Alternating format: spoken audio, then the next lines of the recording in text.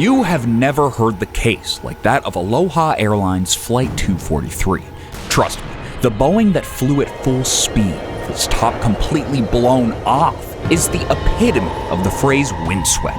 I know I've said this before, but man, never have we covered a case this dangerous on this channel before. So strap in, people. Your life depends on that safety belt. Trust me. The Boeing 737-298 was on a pretty standard domestic flight from Hilo to Honolulu in Hawaii on April the 28th of 1988. Of the 95 bodies on board, 90 were passengers. The pilots, 44-year-old Captain Robert Schornsheimer and First Officer 36-year-old Madeline Tompkins, had nearly 17,000 flight hours between the two of them. A big chunk of those hours were on this very model of Boeing. This absolute nightmare that was about to unfold had nothing to do with pilot competency. These two were exceptional flyers. Of that, there is no doubt. Actually, had it not been Schornsheimer and Tompkins behind the yoke, well, we'd be having a much different conversation. These two are nothing short of heroes for what they managed to pull off, and there are very few people in the world who could have kept their cool like these guys did. The Boeing was 19 years old, and in Hawaii tradition was named Queen Liliuokalani when she first arrived at Honolulu Airport. Here's a funny thing about the planes operating around the islands though. Since there is so much tourist traffic, all of them hoping to see magnificent island sights from the air during the day, most of the airport's pre-flight checks were done in the wee hours of the morning before the sun had fully risen, when there are little to no flights. Keep that little detail in mind. It's going to come up again in a few minutes. This was going to be the fourth trip across Hawaii's islands that day, and so far, everything had gone pretty smoothly, as far as the pilots and air traffic control were concerned anyways. This amount of flying might sound excessive to us, but flying from one end of the island archipelago to the other takes less than an hour, and multiple of these flights are made every day for the many tourists that visit Hawaii.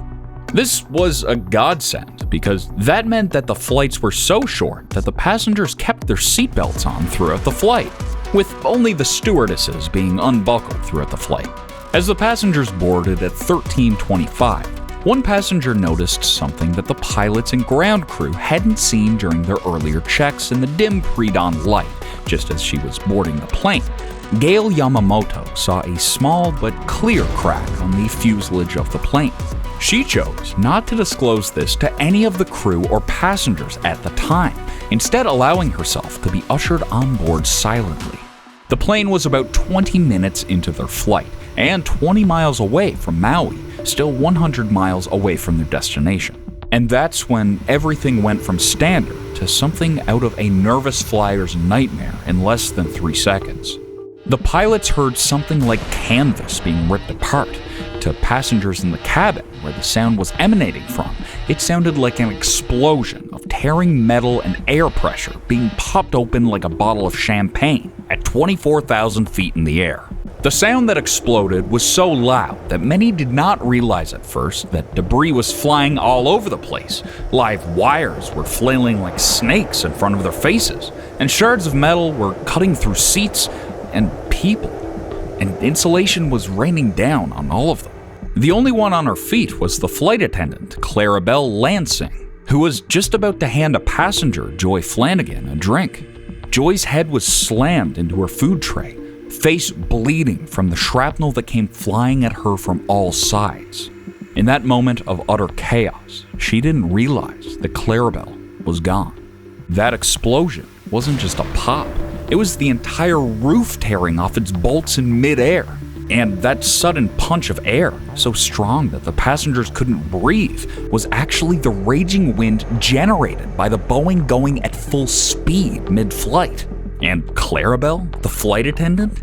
Well, she was whipped off her feet and went flying in the same direction that the roof did. Clarabelle's remains were never found. Up front in the cockpit, the pilots were thrown violently back in their seats 1 second after they heard the tearing sound. The force of the depressurization was so extreme that it ripped off the sealed cockpit door.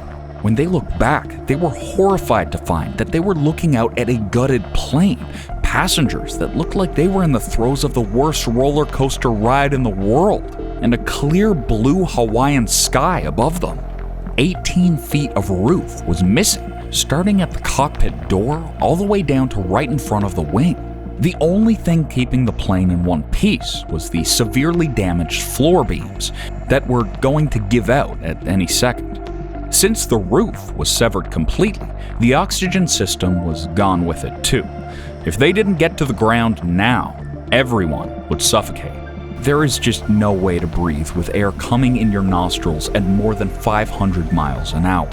Co-pilot Tompkins, nearly blind, managed to dial 7700 into the emergency transponder and desperately tried to radio into the nearest landing strip, but with the raging winds, air traffic control couldn't hear what she was trying to convey to them. There was nothing to do but to take the nearest landing, with or without clearance. Captain Schornsheimer had already begun the descent. The moment he saw that his passengers were in the open air, he knew that they only had minutes to live. Both engines were severely damaged, but still miraculously going. The wings were barely hanging on, making a glide almost nearly impossible. Finally, Tompkins managed to get in contact with Maui Airport, and at least got the message across that they were coming in for a fast landing. The two remaining flight attendants were through to the ground when the top blew off. Despite their own predicament, they were crawling, the current pushing them flat on the floor toward the nearest passengers. Despite it being much safer just to lie where they were, these women clawed their way down their respective aisles to do whatever they could to help the passengers in their care. The captain managed to get their speed down to 195 miles an hour, and he got them into a relatively straight line, heading towards the Maui airstrip. Then, the left engine failed, but the landing gear did deploy. They were still landing blind. There were no dashboard prompts or lights to direct them, and they were still 50 miles faster than they should have been for a landing. Tompkins, surprisingly calm, told ATC that they needed all the emergency personnel and equipment on hand. They were going to need everything they had. Maui Airport saw 243 coming in, missing its roof, the left wing smoking, and pieces of the carriage blowing away in its wake. It took them just 13 minutes from the initial blast to this point, and it was now or never. Schornsheimer didn't just get the Queen on the tarmac, he landed that baby so smoothly that the passengers later reported that it was like riding in a Cadillac. Seriously, this friggin' superhero touched her down so light that the beams holding them together by a thread didn't even squeak. The emergency services on duty rushed in, with many more already on their way, including several tour buses who volunteered their vehicles to ship the injured to the hospital. The fire from the engine was put out, and then the evacuation began. And if you don't believe in a higher power, let this be your sign that there's a man upstairs who had his hand out for what should have been a plane with 95 doomed souls. 94 of the total 95 people on board Flight 243 were alive. 8 were seriously injured, requiring critical care. 57 were injured, but their injuries were so minor that they could have walked out of the ambulance before they had even reached the hospital had it not been for their state of shock. And 30 more people were left with barely a scratch on them. Only Clarabelle Lansing, who was ejected along with the roof, unfortunately had died. The aftermath of Flight 243's unheard of disintegration in midair and their miraculous landing changed the world of aviation as we know it. Their ordeal is why we know what metal fatigue is. The airport was operating within legal bounds as far as checks and maintenance were concerned. Technically, at least. But we just didn't know at the time what a certain amount of time in the air can do to a metallic hull flying at near impossible speeds and carrying tons upon tons of cargo. Every single plate, bolt, and wire needs to be replaced on a cycle. It doesn't matter if it's in perfect working order. The fact of the matter is that we're attempting to tempt basic physics by forcing nearly 100 tons of steel to stay airborne. The idea that shorter flights that don't achieve full pressurization don't suffer from wear as much as long-distance flights was completely thrown on its head. The reality that planes needed full replacements at a more regular and urgent pace was a game changer across the globe. The investigation concluded that Flight 243 suffered what we'd call widespread fatigue damage, or WFD for short. That resulted in explosive decompression, meaning that the tear straps suffered under the consistent strain, exacerbated by the corrosion that settles in much faster in tropical areas like Hawaii. Tear straps on a Boeing aircraft are reinforcement structures designed to limit the spread of cracks into the fuselage.